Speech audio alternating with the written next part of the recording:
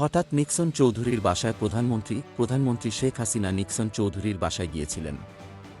শনিবার রাতে ফরিদপুর ৪, ভাঙ্গা, সদরপুর, চরভদ্রাসন আসনের সংসদ সদস্য মুজিবুর রহমান চৌধুরী ওরফে নিক্সন চৌধুরীর বনানীর বাসায় যান প্রধানমন্ত্রী।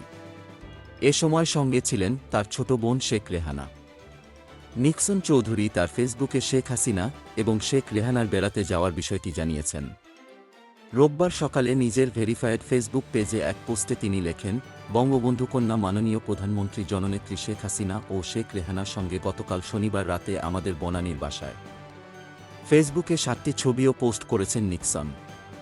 ছবিতে নিক্সন চৌধুরীর মা, স্ত্রী এবং ছেলেকে দেখা যাচ্ছে। এছাড়া তাদের সঙ্গে ছিলেন যুবলীগের সভাপতি শেখ ফজলে শামস পরশ। দ্বাদশ জাতীয় সংসদ নির্বাচনে আওয়ামী লীগের মনোনয়ন না পেয়ে স্বতন্ত্র প্রার্থী হিসেবে লড়েছিলেন নিক্সন চৌধুরী।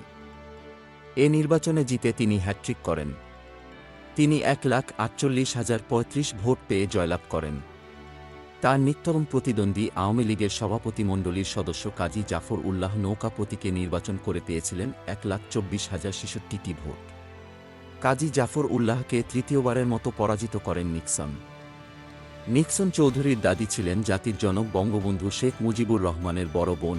2016 সালে আনোয়ার হোসেন মঞ্জুর মেয়ে দৈনিক ইত্তেফাকের প্রকাশক তারিন হোসেনকে বিয়ে করেন নিক্সন চৌধুরী।